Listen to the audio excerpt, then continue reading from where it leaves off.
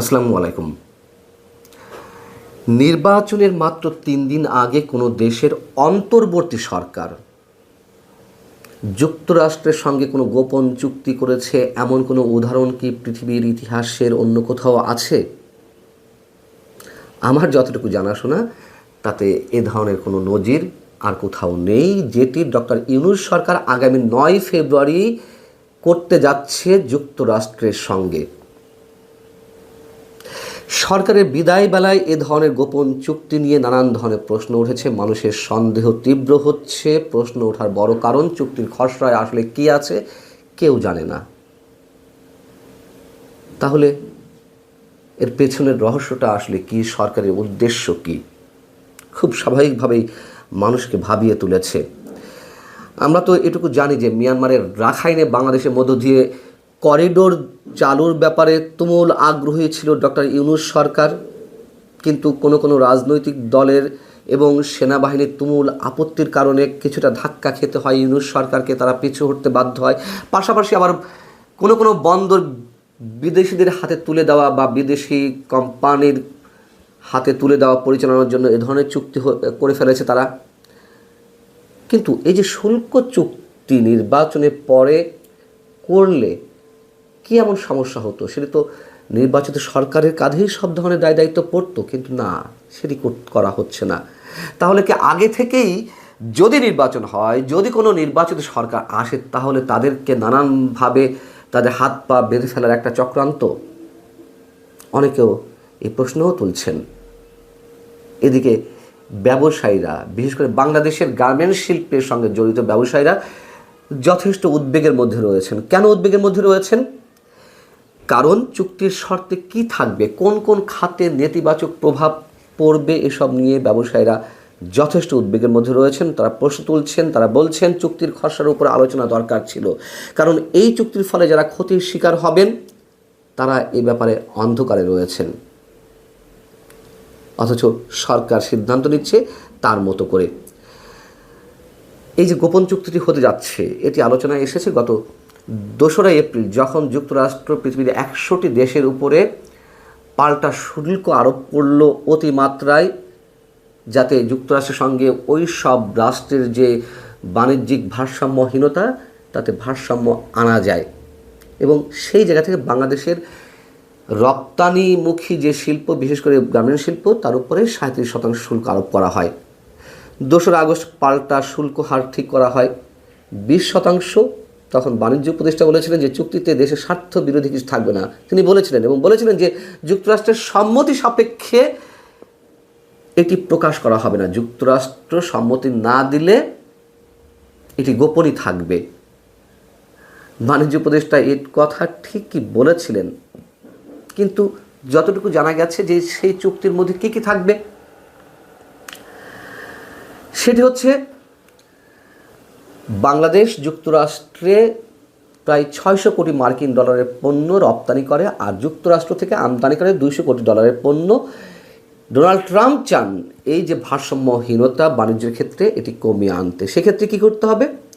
সেক্ষেত্রে যুক্তরাষ্ট্রে যেই সব কৃষি পণ্য উৎপাদন করে, সয়াবিন তেল, ভুট্টো এবং তুলাসহ আরও বিভিন্ন ধরনের পণ্য, তাদের যে উৎপাদিত তৈরি করা যে উড়োজাহাজ বা উড়োজাহাজের যন্ত্রাংশ, এলএনজি, এইগুলো বাংলাদেশে আমদানি করতে হবে। বাণিজ্য ঘাটতি কমিয়ে আনতে হবে। শুধু তাই নয়, চীন থেকে পণ্য আমদানি কমাতে হবে এবং চীনের বদলে যুক্তরাষ্ট্র থেকে সামরিক পণ্য আমদানি করতে হবে বাংলাদেশকে, এবং যুক্তরাষ্ট্রের পণ্য যাতে অবাধে বাংলাদেশে প্রবেশের সুযোগ পায়, সেজন্য যে আন্তর্জাতিক মানদণ্ড থাকে বিভিন্ন পণ্যের, বিনা প্রশ্নে সেগুলো মেনে নিতে হবে। এখন ব্যবসায়ী বলছেন যুক্তরাষ্ট্রের শুল্ক কমলে বাংলাদেশের রপ্তানিতে সুবিধা হবে, এটা সত্য কথা। তবে প্রশ্ন হলো যুক্তরাষ্ট্রের কী কী শর্ত মানতে হবে, সে বিষয়ে সরকার মুখে কুলু পেটে আছে। এবং এই চুক্তির সঙ্গে যিনি ওতপ্রোতভাবে জড়িত, সেই বিতর্কিত উপদেষ্টা, আমাদের জাতীয় নিরাপত্তা উপদেষ্টা ডক্টর খলিলুর রহমানকে সোমবার আপনাদেরকে এর আগে জানিয়েছি, সাংবাদিকরা বিভিন্ন প্রশ্ন করেছিল যে সরকারের শেষ মুহূর্তে এই ধরনের চুক্তি হতে যাচ্ছে কেন, এর বাইরে আরও বিভিন্ন বিষয়ে যে সরকার বিভিন্ন রাষ্ট্রের সঙ্গে চুক্তি করতে যাচ্ছে, শেষ বেলায় অনেক বড় বড় বিষয়ে সিদ্ধান্ত নিতে যাচ্ছে, এগুলো কেন? তিনি বলেছিলেন যে এটি একটি চলমান প্রক্রিয়া। তাহলে চলমান প্রক্রিয়া হয়ে থাকলে নির্বাচিত সরকার এলে তাদের উপরে সব ধরনের বোঝা চাপবে কিনা? তিনি বলছেন এটি অনুমান নির্ভর প্রশ্ন, সব কিছু তার কাছে অনুমান নির্ভর, তার কাছে এগুলো অ্যাজ ইউজুয়াল। কিন্তু এটুকু আমাদের কাছে স্পষ্ট যে চুক্তি যে প্রক্রিয়া হচ্ছে সেটি স্বচ্ছ নয়।